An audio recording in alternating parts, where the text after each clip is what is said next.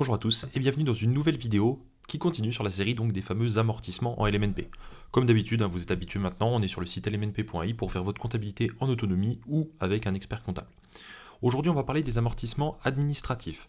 Alors, cela, c'est peut-être un petit peu plus complexe, on va dire, parmi les autres.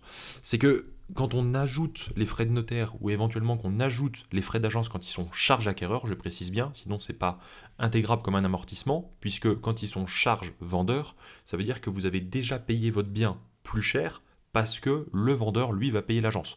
Donc finalement, c'est pas perdu, c'est juste que du coup, votre prix de revient d'appartement est plus élevé.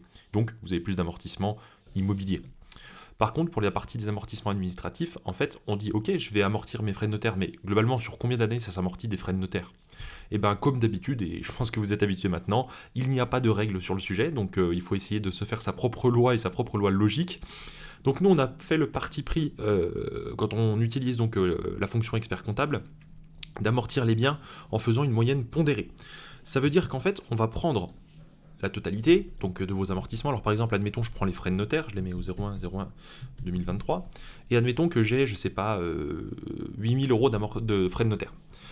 Là, en offre autonomie, je choisis ma durée d'amortissement. En offre expert comptable, c'est l'expert qui le fait. Et donc en fait, nous, on fait le choix de faire la moyenne pondérée de l'ensemble des composants ici. Donc par exemple, je vais dire mon gros œuvre représente 35% et est amorti sur 45 ans. Mon réseau représente 3% et est amorti sur un an, etc. Donc je vais vous donner la formule. Et en fait, en faisant ça, ça veut dire que du coup, nos frais de notaire sont amortis sur la durée la plus juste possible par rapport à notre bien. Puisque si de manière arbitraire, je dis, je vais amortir mes frais de notaire sur 10 ans ou sur 5 ans, c'est ni juste ni faux, mais en tout cas, c'est un petit peu décorrélé de la réalité, vous voyez, puisque les frais de notaire englobent le bien dans sa globalité. Donc c'est aujourd'hui la méthode mathématique la plus juste qu'on ait trouvée. Donc c'est une simple proposition, vous pouvez faire comme vous voulez.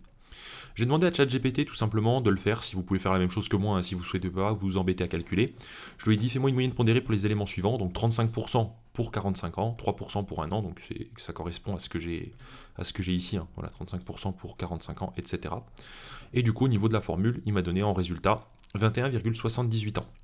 Alors bien sûr, on n'est pas à quelques mois près, donc globalement ici, je vais le mettre sur 21 ou éventuellement 22 ans. En cas de contrôle fiscal, si on me demande, alors là, je suis plus connecté. Mais globalement, c'est ça qui se passe. Et globalement, si on me demande en cas de contrôle fiscal, je pourrais justifier d'une moyenne logique et cohérente. Voilà, j'espère que cette vidéo vous aura plu. N'hésitez pas à vous abonner ou poser vos questions dans les commentaires. Et je vous dis à très vite pour parler des amortissements mobiliers.